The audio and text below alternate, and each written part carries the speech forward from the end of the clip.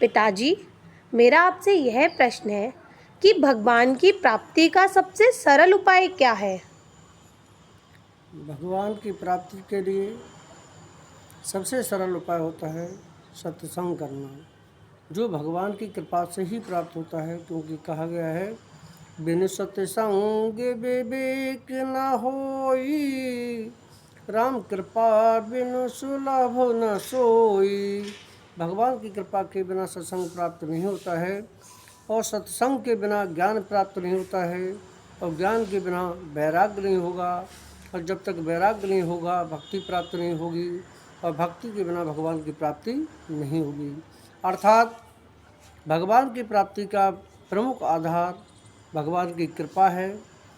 उसके बाद में सत्संग है, सत्संग से ज्ञान की प्राप्ति होती है, ज्ञान से वैराग्य, अर्थात जिसको हम कहते हैं हमें क्या काम दुनिया से, हमें मोहन प्यारा है, यही वैराग्य है।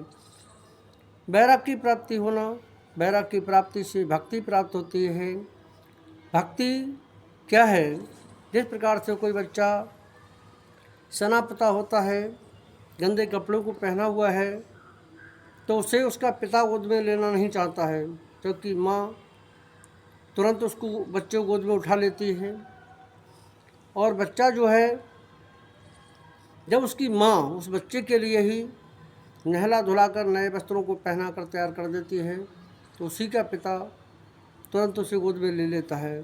तो माँ जिस प्रकार अपने बच्चों को साफ स्वच्छ बना देती है, पिता की गोद में जाने योग्य बना देती है, इसी प्रकार से भक्ति की शरण में पहुँचने पर व्यक्ति पापों से मुक्त हो जाता है। जब पापों से मुक्त हो जाता है तो तत्काल भगवान की प्राप्ति हो जाती है।